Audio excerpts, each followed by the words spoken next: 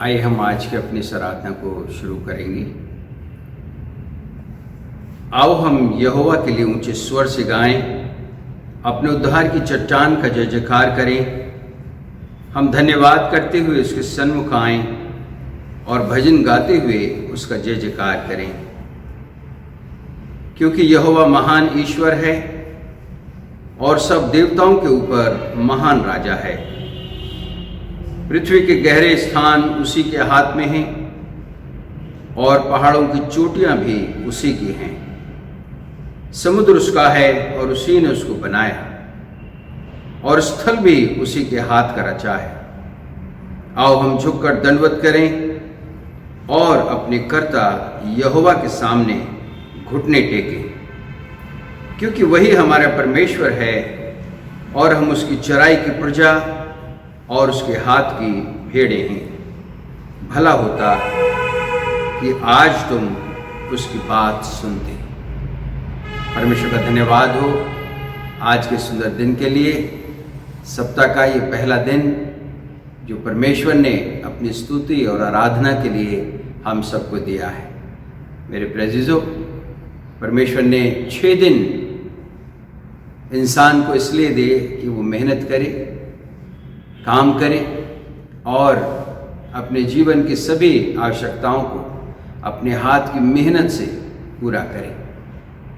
और एक दिन परमेश्वर ने सप्ताह का रखा जिसमें हम अपने शरीरों को आराम दें और अपने कर्ता परमेश्वर यहोवा जिसने हमें बचाया है, जिसने हमें बनाया है और जिसने हमें पापों की गुलामी से आज़ाद किया है अपने पुत्र प्रभु यीशु मसीह के द्वारा, उसके बलिदान के द्वारा, उस परमेश्वर को हम स्मरण करें और उस प्रभु यीशु मसीह की जिसने हमें छुड़ाया है पापों की गुलामी से, उस प्रभु यीशु मसीह की महिमा करें। सो मेरे प्रेजिजो, हालांकि हम उसके भवन में एक साथ एकत्रित नहीं हैं कोविड-19 की वजह से, लेकिन हम अपने अपने घरों में जो उपस्थित हैं, चाहूँगा कि हम सब एक साथ इकट्ठे हो जाएं, परमेश्वर के वचन को अपने सामने रखें और इस आराधना में जुड़ जाएं इस वीडियो के माध्यम से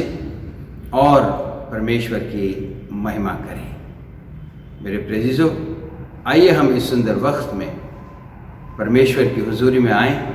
हम सब अपनी आँखों को बंद करेंगे और प्रार्थना में चलेंगे, परमेश्वर की स्तुति और आराधना करेंगे, उसके नाम को धन्य कहेंगे और प्रार्थना करेंगे कि परमेश्वर आज की इस आराधना को हम सब के लिए आशीष का कारण बनाए। आइए हम अपनी आंखों को बंद करें और प्रार्थना में चलेंगे। हमारे जीवित और महान परमेश्वर, अनुग्रहकारी दयालु पिता, रहम और तरस से भरे हुए परमेश्वर, धन्यवाद देते हैं आज के इस सुंदर दिन के लिए जो आपने हम सबको इसलिए दिया कि हम आपकी स्तुति और महिमा करें। धन्यवाद देते हैं पिता परमेश्वर, आपने हमारे जीवन की सभी आवश्यकताओं को पूरा किया और हमें ये सुंदर अवसर दिया कि हम अपने इन जीवनों के द्वारा आपके नाम को महिमा दें। पिता परमेश्वर, प्रार्थना करता हूँ कि आज की आराधना हम सब के लिए आशीष का कारण ठहरे। आज का वचन जो मिस्टर पीटर मार्क के द्वारा दिया जाएगा, उस पर प्रभु आपके आशीष, उस वचन के द्वारा प्रभु आपके बच्चे आशीषित हो सके। जीवित पिता परमेश्वर, मैं प्रार्थना करता हूँ प्रभु हम सब की अगुवाई करें, जैसा आपका वचन कहता है, जहाँ 2 या 3 मेरे नाम से एकत्रित होंगे वहाँ मैं उनके बीच में हूँगा। पिता परमेश्वर, आपसे प्रार्थना है अपने वायदे के मुताबिक आप हमारे बीच में हों पिता, ताकि जीवित परमेश्वर हमारी आराधना आपके नाम की महिमा के लिए हो। इस आराधना के द्वारा कोई मनुष्य नहीं परंतु आप आदर और महिमा प्राप्त करें। जीवित परमेश्वर, मैं आज के भजनों को, वचन के व्याख्यान को, वचन को सब बातों को प्रभु आपके हाथों में देता हूँ और प्रार्थना करता हूँ पिता कि आपके आत्मा के द्वारा हर एक जन आपके नाम की महिमा के लिए इस्तेमाल हो और ये आराधना का समय हम सब के लिए आशीष का कारण ठहरे। धन्यवाद के साथ इस प्रार्थना को अपने उद्धारकर्ता प्रभु यीशु मसीह के नाम से मांगते हैं, आमीन।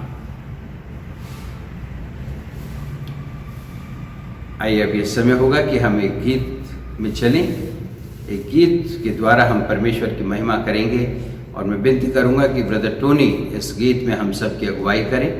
हम सब इस गीत को गाएंगे और परमेश्वर की महिमा करेंगे। सबको प्रभु यीशु मसीह के मीठे मधुर नाम में जय मसीह की।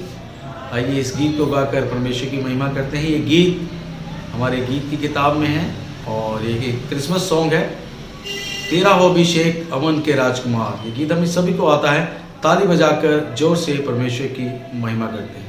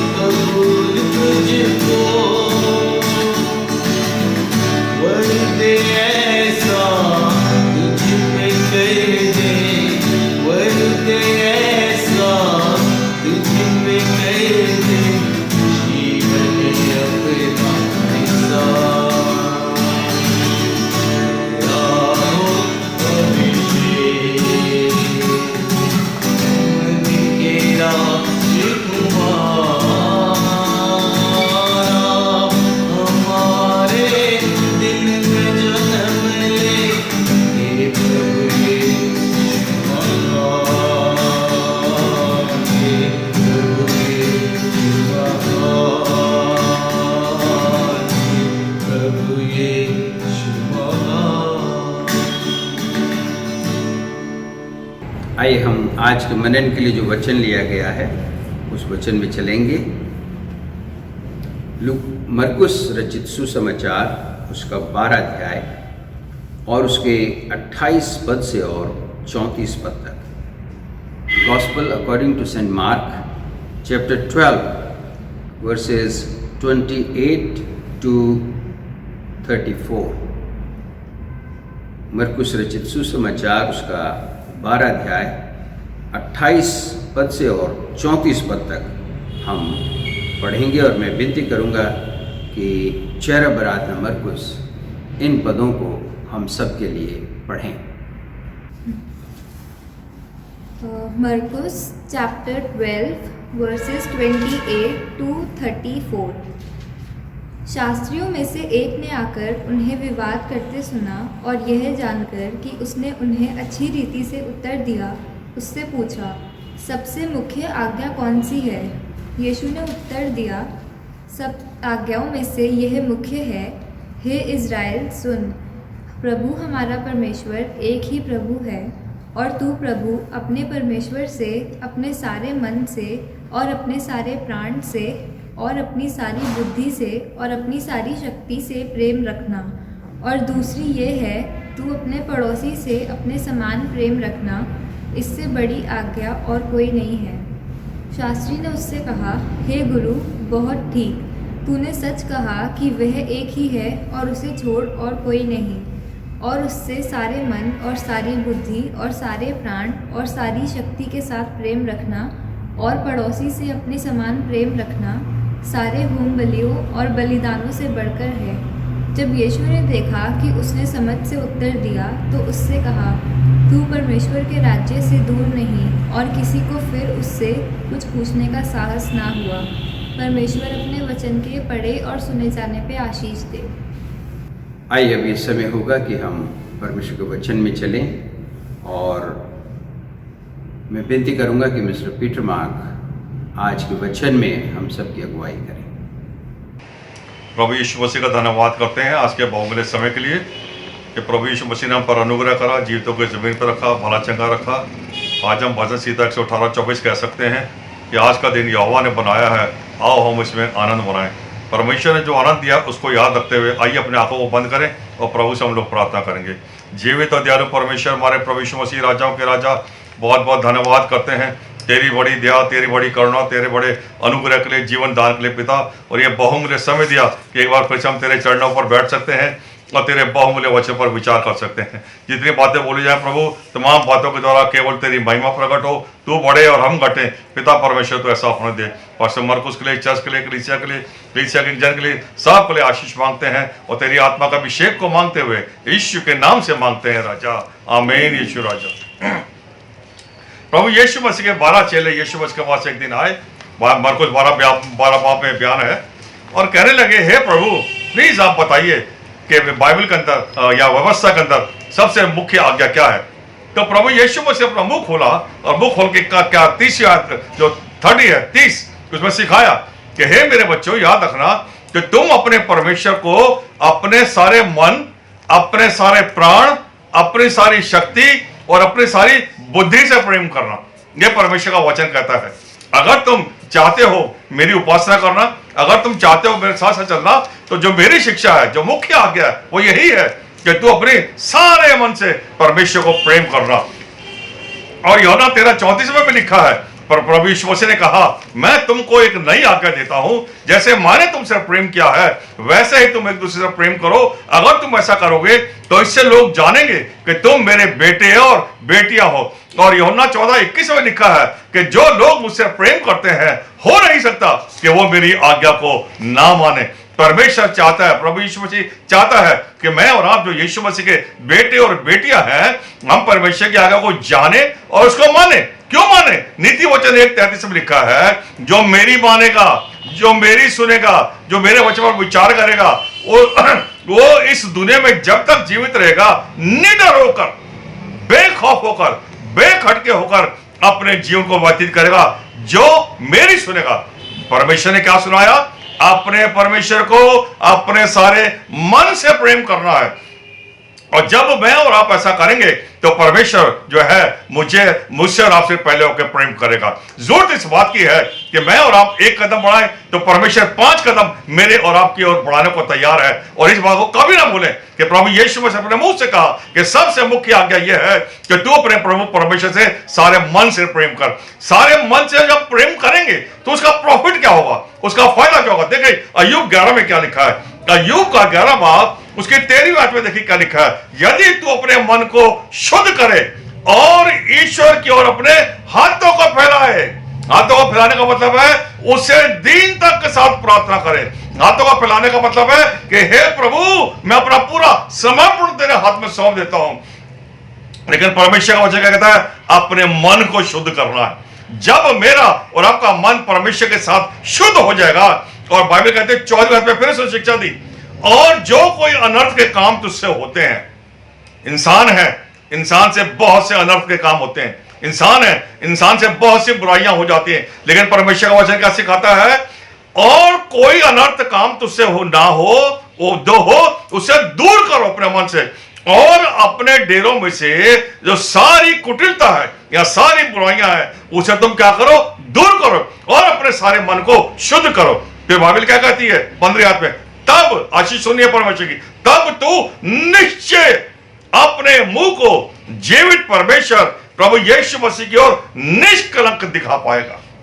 यीशु मसीह एक दिन जब दुनिया में सेवा कर रहे थे तो यूहन्ना ने कहा 1:29 में, यूहन्ना 1:29 में, वो देखो परमेश्वर का निष्कलंक मेमना जो जगत के सारे पापों को उठा ले जाता है। जो परमेश्वर निष्कलंक है, प्रभु यीशु मसीह, वो चाहता है कि मैं और आप भी परमेश्वर के सामने निष्कलंक बने रहें। और जब मैं और आप ऐसा करेंगे तो बाइबल कहती है तब तू स्थिर हो जाएगा, और जब दुनिया का माहौल है तू डरेगा नहीं, खौफ तेरे पास नहीं होगा, निडर होकर अपने जीवन को व्यतीत करेगा। और तब 16वीं आयत में लिखा है, तब तू अपने दुख को भूल जाएगा। आज दुनिया में इंसान के पास एक दुख नहीं है, 2 दुख नहीं है, बहुत दुखों से इंसान भरा पड़ा है। कारण केवल एक है, खुदा से दूरी। बाइबल कहती है यूहन्ना 15:5 में लिखा है, याद रखना मेरे बच्चों, मुझसे अलग होकर तुम लोग कुछ नहीं कर सकते। फिर भी इंसान जानने के बावजूद भी खुदा से दूरी बनाकर रखता है। लेकिन जब मैं और आप परमेश्वर के निकट आ जाएंगे, जब मैं और आप अपने मन को शुद्ध कर लेंगे, परंतु जब मैं और आप ईश्वर के और अपने हाथों को फैलाएंगे, तो बाइबल कहती है तब तू निश्चय अपने दुख को भूल जाएगा और उसे तू पानी के समान स्मरण ना करेगा। और 17वीं आयत में लिखा है, और तेरा जो जीवन है वो दोपहर की चमक से भी ज्यादा प्रकाशमान होगा। ये मैं नहीं कहता, ये परमेश्वर का वचन कहता है। आगे बाइबल कहती है, चाहे अंधियारा भी हो तो भी तू कहेगा भोर है, डरेगा नहीं, अंधियारे में लज्जित नहीं होगा, और तुझे आशा होगी, इस कारण तू निर्भय रहेगा।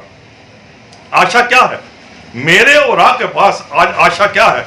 यूहन्ना 14 बाब को सब लोग जानते हैं। मेरे और आपके पास एक आशा है। बाइबल में प्रभु यीशु मसीह ने कहा यूहन्ना 14 बाब में, तुम्हारा मन व्याकुल ना हो, तुम परमेश्वर पर विश्वास रखते हो, मुझ पर भी विश्वास रखो। मेरे पिता के घर में रहने के बहुत से स्थान हैं, अगर ना होते तो मैं तुमसे कह देता हूं, मैं जाता हूं ताकि तुम्हारे लिए जगह तैयार करूं, ताकि जहां मैं रहता हूं।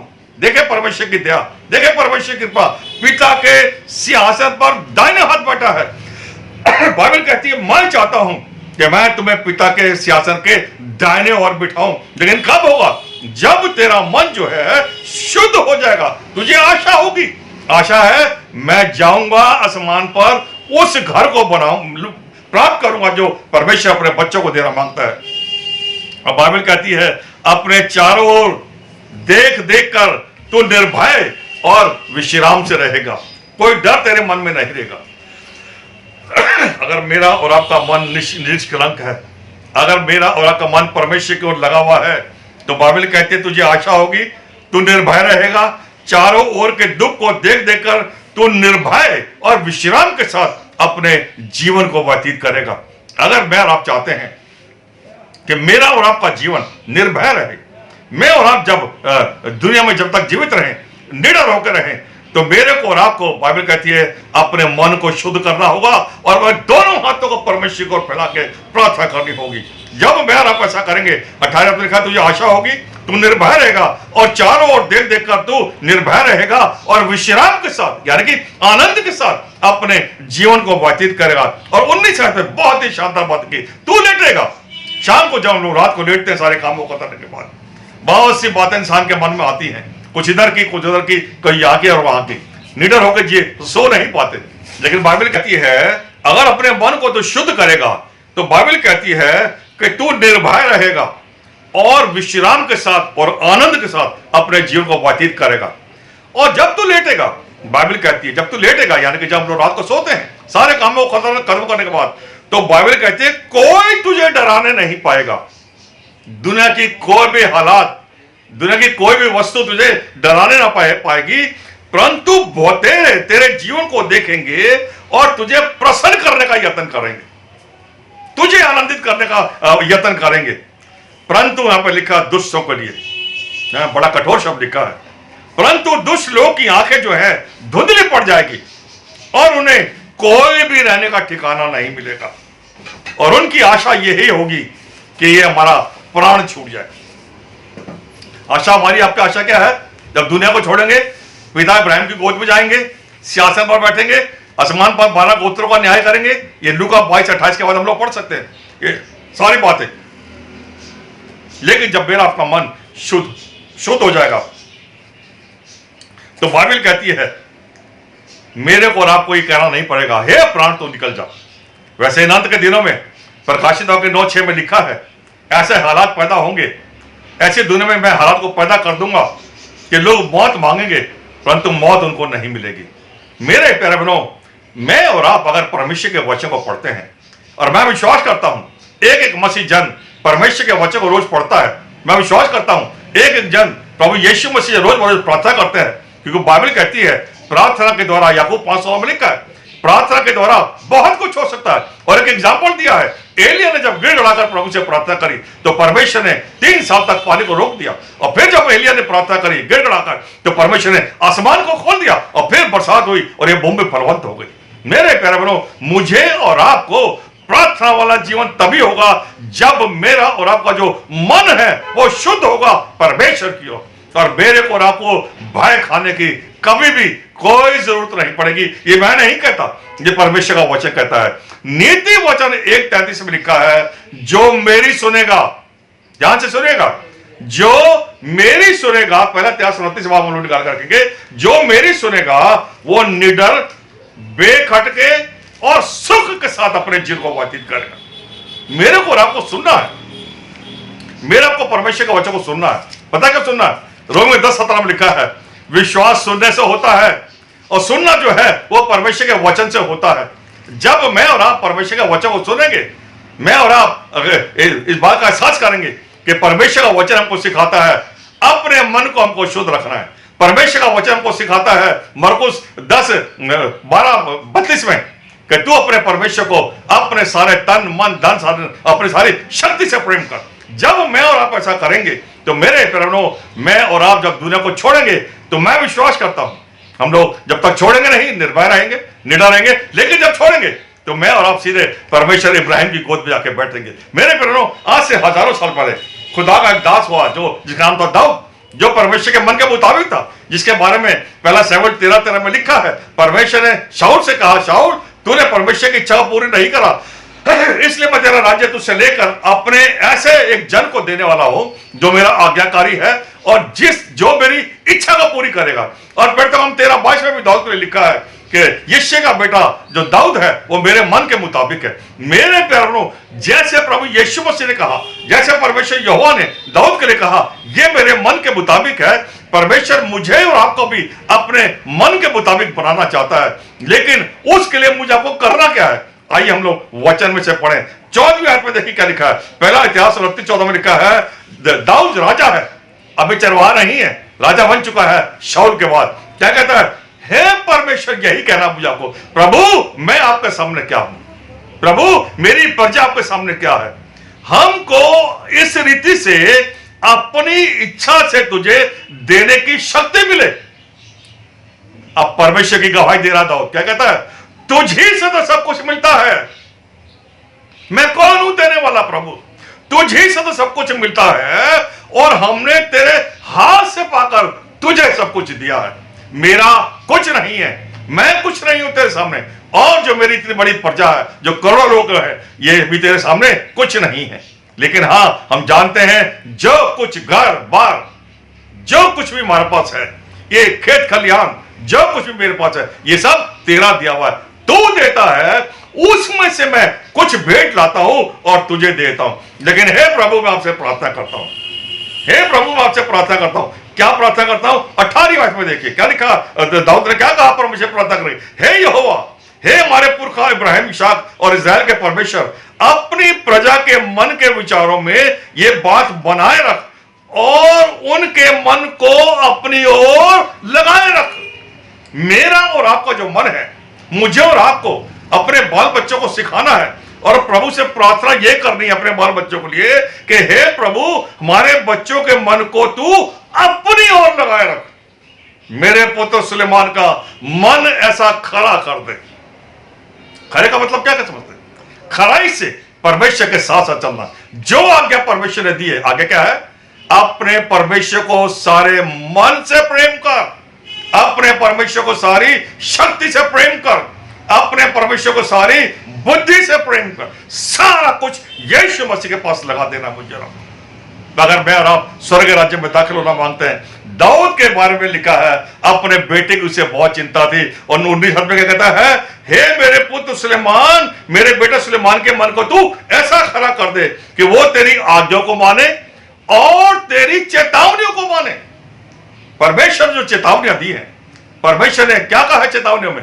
10 हुक्म दिए हैं और 10 हुक्म के अलावा बहुत सी बातें हैं। जब नया कर दिया परमेश्वर ने सब कुछ, नया नियम जब परमेश्वर ने मुझे आपको सौंप दिया, तो मेरे को राह को अपने सारे मन को परमेश्वर की ओर लगाना है और मुझको राह को अपने बाल बच्चों को परमेश्वर के सामने लाना है और प्रभु से गिड़गिड़ाकर प्रार्थना करनी है कि प्रभु, जैसे दाऊद ने तुझसे प्रार्थना करी, मैं भी प्रार्थना करता हूं अपनी बेटी के लिए, मैं भी प्रार्थना करता हूं अपने बेटे के लिए। क्या प्रार्थना करता हूं? मेरे बेटे सुलेमान के मन को ऐसा खड़ा कर दे कि वो तेरी आज्ञा को जाने और तेरी चेतावनियों को जाने।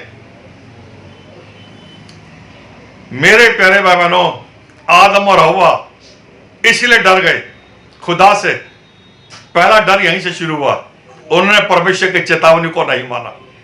बाइबल कहती है, उत्पत्ति 3:3 में लिखा है, परमेश्वर यहोवा ने आदम और हव्वा से कहा, सुन, इस फल को खाना तो बहुत दूर की बात है, इस फल को तुझे छूना भी नहीं है, फल को छूना भी नहीं है। चेतावनी दी, लेकिन हम लोग जानते हैं कि इसने आदम और हव्वा के सामने उसने परमेश्वर की आज्ञा को टाल दिया।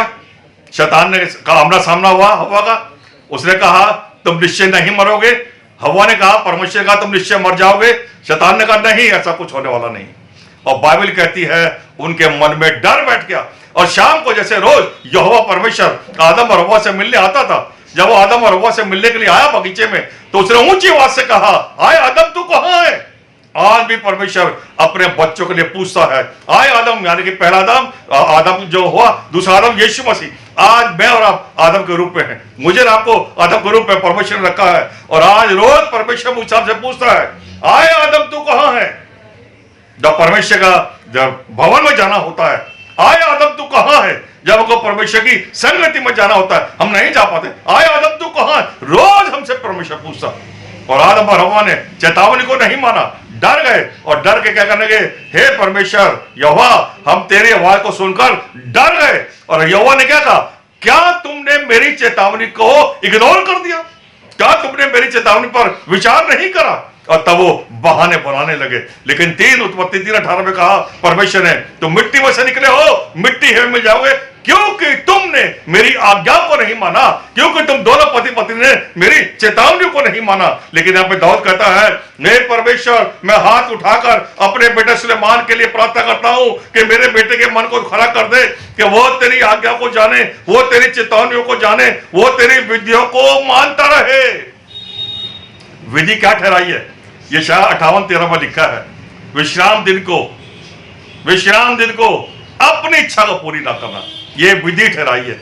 विश्राम दिन का सम्मान करना, ये परमेश्वर ने विधि ठहराई है। 7वां दिन जो है मेरे और आपके लिए परमेश्वर के भवन में जाना है। और जब मैं और आप ऐसा करेंगे कि सातवें दिन को सम्मान देंगे, सातवें दिन को आदर देंगे, परमेश्वर के भवन में जाएंगे, परमेश्वर की महिमा करेंगे, परमेश्वर की इच्छा को पूरी करेंगे, तो 14वें आयत में लिखा है 58-14 में परमेश्वर ने कहा तू मेरे कारण क्या हो जाएगा, सुखी हो जाएगा। पढ़ो क्या लिखा, तू 58-14 में, तो तू यहोवा के कारण यहोवा के कारण क्या हो जाएगा, सुखी होगा, सुखी होगा। और क्या लिखा है, और मैं तुझे देश के मैं परमेश्वर यहोवा तुझसे कसम खाता हूं कि मैं तुझे देश के ऊंचे ऊंचे पदों पर बिठाऊंगा। कसम खाई है परमेश्वर ने। अगर मैं और आप परमेश्वर की विधियों को मानते हैं, अगर मैं और आप परमेश्वर की आज्ञा को मानते हैं, अगर मैं और आप परमेश्वर की चेतावनियों को मानते हैं, और बाइबल कहती है और ये सब कुछ करे और उसको भवन बनाने की तैयारी में अपने मन को लगा दे। मेरा और आपका जो मन है वो परमेश्वर की ओर लगना चाहिए। पहला इतिहास 28:9 में देखिए, परमेश्वर ने फिर सुलेमान, दाऊद ने फिर परमेश्वर के दास ने अपने बेटे सुलेमान से क्या कहा 9वीं आयत में, हे मेरे पुत्र, पहला इतिहास 28:9 में क्या कहा, हे मेरे पुत्र सुलेमान तू अपने पिता के परमेश्वर का ज्ञान रख। क्यों ज्ञान रख, खास बात है। पहला जो शिक्षा थी, अपने परमेश्वर यहोवा का ज्ञान रख, क्योंकि होशे 4:6 में लिखा है मेरे ज्ञान के ना होने से मेरी प्रजा नाश हो गई। और होशे 6:6 में लिखा है ना मुझे होम बलि चाहिए, ना मुझे मेल बलि चाहिए, मैं केवल यह चाहता हूं कि मेरे जो बच्चे हैं, मेरे जो विश्वासी हैं, वो क्या करें, मेरे ज्ञान को रखें। जब मैं और आप परमेश्वर का ज्ञान रखेंगे तो मैं और आप परमेश्वर की गवाही दे सकेंगे। जब मैं और आप परमेश्वर ज्ञान रखेंगे तो मैं और आप लोगों को बता सकेंगे आओ प्रभु यीशु मसीह के पास, अपने मन को शुद्ध करो, निर्भय रहोगे, आराम से रहोगे, चैन से रहोगे, अपने जीवन को निश्चिंत होगे, तुम लेटोगे और तुम्हें भय नहीं लगेगा। यह परमेश्वर का वचन कहता है। और यहां बाइबल क्या सिखाती है, अपने परमेश्वर ने, यहां पे मेरे पुत्र सुलेमान अपने पिता की परमेश्वर का ज्ञान रख और खरा मन, गुड़गुड़ा कर नहीं, बुड़बुड़ा कर नहीं। परमेश्वर ने काम सौंपा है। 9:10 में सुलेमान फिर कहता है कि हे लोगों, जो काम तुमको मिला है आओ उसे पूरी जान को लगा दो। 9:10 कहता है जो काम तुझको दिया गया है आओ उस अमर में पूरी जान को लगा दे, क्योंकि जहां हमको जाना है आसमान पर, जहां हमको जाना है वहां हमारी बुद्धि, वहां हमारा ज्ञान, वहां पे हमारा कुछ भी चलने वाला नहीं है। बस यही है जो हम लोग चला सकते हैं। मेरे प्यारों, बाइबल कहती है खरे मन से परमेश्वर की सेवा कर। जब हम लोग परमेश्वर की खरे मन से सेवा करेंगे तो यूहन्ना 12:26 में लिखा है अगर मैं और आप परमेश्वर की सेवा करते हैं तो परमेश्वर मुझको आपको महिमा देता है, मुझको आपको आदर देता है। अभी हम लोगों ने पढ़ा यशायाह 58:13 में 14 में है, अगर मैं और आप विश्राम दिन का आदर करते हैं, सम्मान करते हैं, हम उस दिन अपनी इच्छा को पूरी नहीं करते, चलो वहां चलते हैं, चलो वहां चलते हैं, ना ना ना, पहले परमेश्वर का भवन, उसके बाद दूसरी बातें। तो बाइबल कहती है तू मेरे कारण सुखी हो जाएगा और मैं तुझे देश के ऊंचे ऊंचे पदों पर ले जाऊंगा। ये दाऊद एक मामूली सा इंसान, मामूली सा चरवाहा, लेकिन बाइबल कहती है पहला शमूएल 16:11 में लिखा है शमूएल के सामने जब दाऊद को लाया गया तो दाऊद की जो आंखें हैं वो बहुत ही चमकदार थी, दाऊद का जो चेहरा है वो लाल था, सुंदर था, बहुत ही सुंदर, बाइबल कहती है। और तब परमेश्वर यहोवा ने शमूएल नबी से कहा, क्या कहा, मेरा दास दाऊद आ रहा है, उठ उठ और इस चरवाहे का अभिषेक कर। एक मामूली सा इंसान और एक इतना बड़ा नबी, लेकिन परमेश्वर ने क्या कहा, ये मेरे मन के मुताबिक है, इसलिए हे शाऊल इससे पहले कि तू उसके ऊपर सिर के ऊपर तेल डाले अभिषेक का, उठ खड़ा हो जा और तब फिर इसके ऊपर हाथ रख और इसका अभिषेक कर। मेरे प्यारे बहनों, अगर मैं और आप चाहते हैं कि परमेश्वर की योजना को मैं और आप अपने जीवन से पूरा कर सकें तो मुझे और आपको परमेश्वर का ज्ञान रखना होगा, खरे मन और प्रसन्न जीव से परमेश्वर की सेवा करनी होगी। और बाइबल कहती है जो कुछ उत्पन्न हो, यहां पर लिखा है क्योंकि यहोवा मन को जांचता है और विचार में जो कुछ उत्पन्न होता है उसे समझता है, यदि तू उसकी खोज में लगा रहे तो परमेश्वर तुझे मिलेगा। और लिखा परंतु यदि तू उसको त्याग दे, ध्यान से सुनेगा, यदि तू उसको त्याग देगा तो वह भी तुझे क्या करेगा, त्याग देगा। याद रखना, मैं और आप परमेश्वर को त्याग दे तो परमेश्वर का कुछ बिगड़ने वाला नहीं है, लेकिन अगर परमेश्वर यहोवा हमको त्याग दे तो हम लोग यहां पर स्थिर नहीं रह सकते। मैं और आप शांति के साथ, चैन के साथ अपने जीवन को व्यतीत नहीं कर सकते, क्योंकि यूहन्ना 14:27 में लिखा है मैं तुम्हें वो शांति देता हूं जो तुम्हारी समझ से बाहर है। अगर मेरे को और आपको मन में शांति चाहिए, अगर मुझे और आपको मन में शांति चाहिए, अगर मुझको और आपको परमेश्वर के अनुग्रह को हम लोग चाहते हैं कि वो हमको मिल जाए, तो मेरे बहनों, मैं और आप दाऊद की तरह अपने जीवन को व्यतीत करें। मैं और आप सुलेमान की तरह शिक्षा को सुने, और शिक्षा को सुनना नहीं है, मुझे और आपको अपने बाल बच्चों को सिखाना है और चेताना है। रोज प्रभु से प्रार्थना करती है। एक राजा के बारे में मैं कह के जल्दी से खत्म करूंगा। बाइबल कहते हैं 2 अध्याय 26 पे लिखा है, एक बादशाह है जिसका नाम है उज्जिया।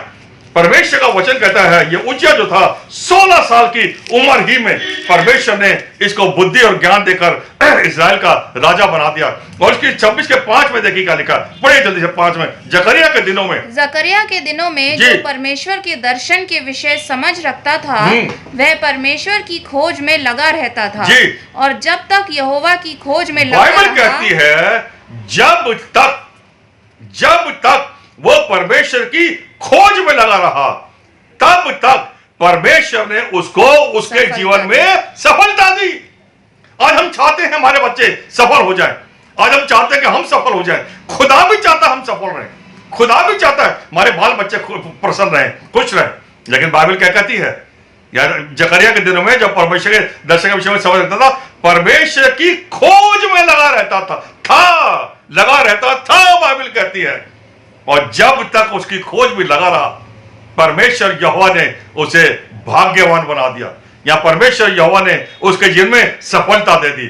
सफलता की जो कुंजी है वो यीशु मसीह के हाथ में। लेकिन एक दिन 16 में देखिए क्या लिखा, परंतु जब वो सामर्थ्य हो गया, जब धन दौलत रुपया पैसा शान शौकत सब कुछ उसके पास आ गया। मेरे बहनों, व्यवस्था 8:14 में लिखा है, जब तू खा पी के तृप्त हो जाए तो घमंडी मत होना और परमेश्वर को भूल मत जाना। जो आज्ञा परमेश्वर ने दी है बस उन्हीं आज्ञा पर विचार करना। लेकिन यहाँ उज्जिया बादशाह जब बहुत सफलता मिल गई, जब आसपास के लोग डर के मारे इसे धन दौलत और रुपया पैसा देने लगे, तो मेरे बहनों उसका मन जो है क्या हो गया, फूल उठा, घमंडी हो गया। और भजन संहिता 75:4 में लिखा है, घमंडी मत बनना, घमंड से दूर रहना। बाइबल कहती है, ये सिखाती है मुझको आपको। क्यों सिखाती है? लिखा है जब वो सामर्थ्य हो गया तब उसका मन फूल उठा। लिखा वो बिगड़ कर अपने परमेश्वर यहोवा का विश्वासघात करने लगा। अर्थात वो धूप जो है, जो हारून के बेटों को जो शिक्षा दी गई थी, जो ठहराए गए थे लोग कि वो सेवा करेंगे, वो धूप जलाने की, उसको वो अपने मन के मुताबिक करने लगा। लोग कहने लगे ये काम तेरा नहीं है।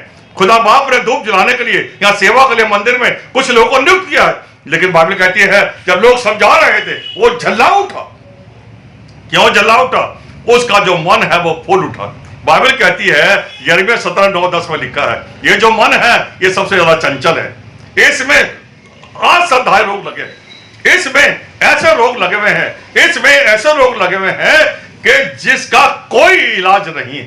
मेरे बहनों, बाइबल कहती है जब इसका मन फूल उठा और जब इसने परमेश्वर की योजना में वो अपने उस काम को जो नहीं कहता वो करने लगा, तो बाइबल कहते है जब वो भवन में गया तो परमेश्वर यहोवा के सामने वो कोढ़ी बन गया। कोढ़ आ गया उसको, क्योंकि उसने परमेश्वर के सामने अपने मन को स्थिर नहीं रखा। मेरे प्यारे बहनों, बाइबल कहती है जीवन भर वो कोढ़ी बना रहा और अलग हो गया, राजमहल में से निकाला गया। जो शान और शौकत थी सब उसकी खत्म हो गई, सब डामाडोल हो गई। कारण केवल एक था, वो जो मन जो था, जिसके बारे में बाइबल कहती है अगर मैं और आप अपने मन को स्थिर रखेंगे, अगर मैं और आप परमेश्वर के सामने अपने मन को ऐसा बनाएंगे जैसा परमेश्वर चाहता है, तो मेरे प्यारों सफलता मेरे लिए आपके लिए खड़ी है। सफलता मेरे आपके बच्चों के लिए खड़ी है। मैं आखिरी बात कह रहा हूं, पहला पत्रस 4:7 में लिखा है तमाम की तमाम चीजों का अंत जो है वो तुरंत होने वाला है। इस वचन को सुनने के बाद इस बात को याद रखें, यीशु मसीह का आना निकट नहीं परंतु बहुत निकट है। इससे पहले कि प्रभु यीशु मसीह अचानक आ जाए, आइए अपने मन को फेरे, आइए अपने मन को, यीशु मसीह ने पहला प्रचार जो करा वो मत्ती 4:16 था, मन फिराओ क्योंकि स्वर्ग का राज्य जो है वो निकट है। बाइबल कहती है तमाम चीजों का अंत जो है वो तुरंत होने वाला है। इसलिए संयमी और सचेत होकर निरंतर प्रार्थना में लगे रहो, क्योंकि बाइबल कहती है प्रार्थना के द्वारा बहुत कुछ हो सकता है। पहला पत्र 4:17 में लिखा है याद रखना जबकि न्याय का आरंभ हमसे होगा, जबकि न्याय का आरंभ हमसे होगा तो उनका क्या होगा जो परमेश्वर को नहीं जानते। बाइबल कहती है जब भक्त लोग जो है जो परमेश्वर के विश्वासी हैं वही बड़ी मुश्किल से बचेंगे। तो उनका क्या होगा जो परमेश्वर को नहीं जानते।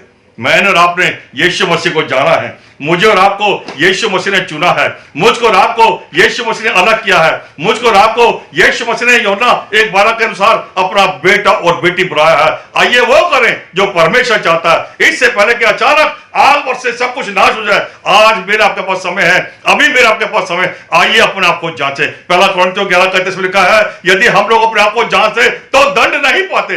दंड से अगर बचना है तो अपने मन को परमेश्वर के वचन पर लगाना। काश मेरा पैसा कर सके। Praise the lord, god bless you, amen Yeshu. आइए अब हम एक गीत और गाएंगे परमेश्वर की महिमा के लिए, और मैं चाहूँगा कि ब्रदर टोनी अगुवाई करें इस गीत की। हम सब एक साथ मिलकर इस गीत को परमेश्वर की महिमा के लिए गाएंगे।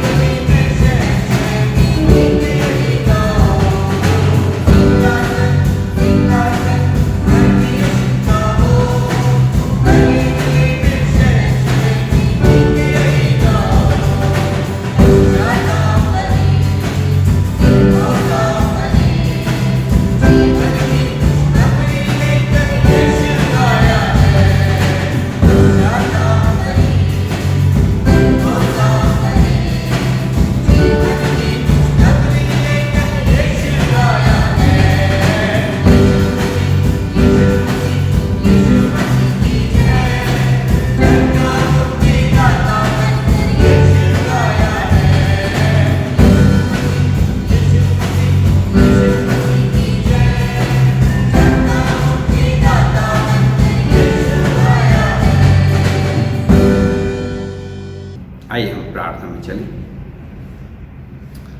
हमारे जीवित और महान परमेश्वर, धन्यवाद देते हैं आपने सुंदर अवसर दिया कि आपके भवन में हम आ सके ताकि आपकी स्तुति और आराधना कर सकें।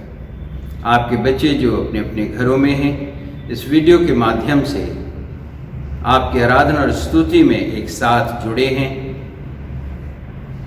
हर एक से प्रभु आपने अपने वचन के द्वारा बातचीत की, मैं धन्यवाद देता हूँ। पिता परमेश्वर, मैं धन्यवाद देता हूँ पिता आपके उस प्यार के लिए, उस अनुग्रह के लिए, उस दया के लिए जो आपने प्रभु अपने बच्चों पर उंडेली है। पिता परमेश्वर, पिछले दिनों में कई फैमिली से इस बीमारी के द्वारा प्रभु प्रभावित हुए, लेकिन आपने पिता परमेश्वर अपने बच्चों पर दया की और सामर्थ्य परमेश्वर उन्हें छुआ और चंगाई दी। मैं धन्यवाद देता हूँ प्रत्येक जन के लिए। खासकर मैं धन्यवाद देता हूँ पिता ब्रदर साइमन सॉलोमन के लिए, जिनकी तबीयत अचानक से बहुत ज़्यादा बिगड़ी, निमोनिया हुआ और डॉक्टर्स भी घबराए हुए थे। लेकिन पिता परमेश्वर आपने अनुग्रह किया, दया की प्रभु जी। भजन संहिता 139 के मुताबिक कि आप उनके शरीर को जानते हैं, उनकी तकलीफ़ों को जानते हैं। जीवित परमेश्वर, आपने उनके शरीर को छुआ और वो स्वस्थ होकर अपने घर आ सके। मैं धन्यवाद देता हूँ पिता उनके जीवन के लिए। सामर्थ्य परमेश्वर, यदि कोई और हमारे बीच में बीमार है, दया करें यीशु राजा, रहम करें प्रभु जी। और होने दें पिता आपका वो लहू जो कलवरी के क्रूस से बहा, जो हमारी तकलीफ़ों के लिए बहा, बीमारियों के लिए बहा, हमारे गुनाहों के लिए बहा, हमारे उद्धार के लिए बहा, उस लहू के लिए प्रभु हम धन्यवाद देते हैं। प्रार्थना करते हैं प्रभु, जो लोग भी बीमार हैं, दुखों में हैं, तकलीफ़ों में हैं, परेशानी में, कमी में हैं, घटी में हैं पिता, आप उन्हें छुएं और पिता परमेश्वर अपने अनुग्रह में उनकी हर उस परिस्थिति को जो पिता परमेश्वर किसी न किसी वजह से उनके लिए चिंता का विषय है, उससे प्रभु जी वो जीत करके बाहर आ जाए। पिता परमेश्वर, मैं धन्यवाद देता हूँ पिता अपनी कलीसिया के हर एक सदस्य के लिए, बच्चे, बुजुर्ग, जवान, सब पर आपका अनुग्रह आज तक बना रहा। आगे भी प्रभु आपकी दया मैं हर एक के जीवन पर चाहता हूँ। पिता परमेश्वर, मैं अपने सभी प्रियजनों को जो हमारे जानने वाले हैं, सामर्थ्य परमेश्वर, हर एक के लिए मैं आपसे प्रार्थना करता हूँ। मैं अपने नेबर्स के लिए प्रार्थना करता हूँ प्रभु। जीवित परमेश्वर, आपका अनुग्रह हर एक के जीवन में हो, आपकी आशीषें हर एक के परिवारों में पाई जाए। अपने देश के लिए पिता परमेश्वर आपसे प्रार्थना करता हूँ। अनुग्रह करें पिता परमेश्वर, दया करें ईश्वर राजा। हमारा देश प्रभु जी हर एक बुराई से बचा रहे, आपकी शांति प्रभु हर एक के जीवन में पाई जाए। और जीवित परमेश्वर, हमारा देश तरक्की करता जाए। आपसी प्रेम और आपसी समझबूझ, आपस में शांति, मेल, प्रेम, ये सब बातें प्रभु हर एक के जीवन में बढ़ती चली जाएं। जीवित पिता परमेश्वर, मेरी प्रार्थना है सभी सरकार में जितने भी नुमाइंदे हैं, जीवित परमेश्वर, जो अधिकार आपने दिया है पिता, उस अधिकार का हर एक जन बड़े ईमानदारी से, वफादारी से पालन करें पिता, उसका उपयोग करें, ताकि जीवित परमेश्वर जो अधिकार उनको मिले हैं उसके द्वारा ये देश और आगे बढ़ने पाए। पिता परमेश्वर, मैं प्रार्थना करता हूँ प्रभु, इन दिनों में जो फार्मर्स का प्रोटेस्ट चल रहा है, जीवित परमेश्वर, जो गवर्नमेंट ने कुछ लॉ फार्मर्स के लिए बनाए हैं जिनसे फार्मर्स खुश नहीं हैं, उनके अपने ग्रीवियंसेस हैं। पिता परमेश्वर, मेरी प्रार्थना है, सरकार इसीलिए होती हैं कि वो जो लोग हैं उनकी भलाई के लिए और उनकी सुरक्षा के लिए काम करें। जो भी लॉ बने हैं उसमें प्रभु किसानों का ग्रीवेंस यही है कि वो नहीं चाहते कि वो लॉ आए, और किसी न किसी तरह से सरकार का तर्क है कि वो उनकी उन्नति के लिए हैं, लेकिन वो ऐसा नहीं मानते। पिता परमेश्वर, मेरी प्रार्थना है कि अनुग्रह करें पिता, दया करें और होने दें पिताजी कि ऐसा समय आए, ऐसी समझबूझ बन जाए, ऐसी अंडरस्टैंडिंग बन जाए जिससे पिता परमेश्वर किसान भी सेटिस्फाइड हो जाएं। और इस तरह से प्रभु जी जो ये धरना प्रदर्शन है पिता वो ख़त्म हो, और किसान जो अपने घरों से आकर के दिल्ली की सीमाओं पर बैठे हुए हैं इस ठंड में, पिता परमेश्वर वो भी पिता अपने घर जा सकें। मेरी प्रार्थना है पिता, आप ही हृदयों को परिवर्तित करते, आप ही पिता परमेश्वर जो मनुष्य नहीं कर सकता वो आप कर सकते हैं। मेरी प्रार्थना है प्रभु, अभी तक की टॉक सरकार और किसानों की व्यर्थ रही है, कोई नतीजा नहीं निकला है।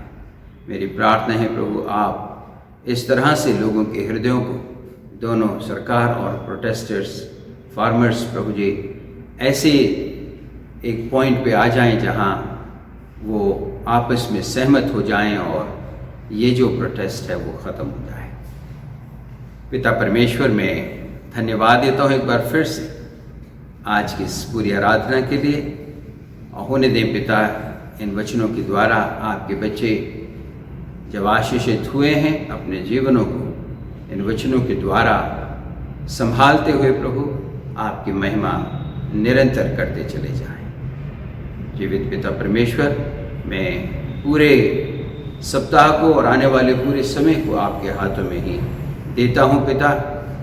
जो हमारी चिंता है कलीसिया के रूप में पिता, आपसे छिपी नहीं है, सब कुछ आपके सामने है।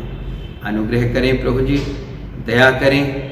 हमारी फाइनेंशियल नीड्स और जो भी हमारी दूसरी चिंताएं हैं, कोर्ट कंसर्न है पिता परमेश्वर, उन सब में हम सब की अगुवाई करें। जैसे अब तक जीवित परमेश्वर रोकने वाली हर उस आत्मा को आपने खारिज किया, हमें आगे बढ़ने का साहस दिया, हम आगे बढ़ते गए। रुकावटें तो आती रहीं लेकिन आपने उन रुकावटों को दूर किया, हम आगे बढ़ते गए। जीवित परमेश्वर, आपने हमें बढ़ना सिखाया है। जैसा प्रभु आपका उस भजन जिसके द्वारा प्रभु आपकी महिमा आपके दास के शब्दों के द्वारा होती है कि बढ़ना है जीवन तेरा, रुकना है मौत बुलाना। बढ़ने का मतलब होता है खुशियों का जीवन पाना। जितना तू आगे बढ़ेगा उतना ही खतरा बढ़ेगा, बढ़ जाए गम की स्याही, चलता चला चल रहा है। पिता परमेश्वर, हम राही हैं, आपने कहा हम मुसाफिर हैं, हम राही हैं, हम राहगीर हैं। हमारी मंजिल आगे है पिता, उस जगह है हमारी मंजिल जो आपने हमारे लिए अनंत में ठहराई है। उस मंजिल की ओर पिता ये कलीसिया बढ़ती जाए पिता। हर एक रोकने वाली वस्तु, उलझाने वाला पाप, उसे पिता परमेश्वर आपकी आत्मा से ध्वस्त करते हुए हम आगे बढ़ते जाएं। जीवित परमेश्वर, हर एक जन को आपके हाथों में सौंपते हुए पूरी कलीसिया में पिता, बच्चे, बुजुर्ग, जवान सबों के लिए आपकी आशीष मांगते हुए प्रार्थना को अपने उद्धारकर्ता प्रभु यीशु मसीह के नाम से मांगते हैं, आमीन। आशीष वचन प्राप्त करें। अब हमारे परमेश्वर पिता का प्रेम, मसीह यीशु का अनुग्रह, पवित्र आत्मा की सहभागिता हम सब के साथ अब से लेकर हमेशा हमेशा तक होती रहे, आमीन। आप सब स्वस्थ रहें, सुरक्षित रहें। परमेश्वर की उपस्थिति आप सबके जीवनों में बनी रहे।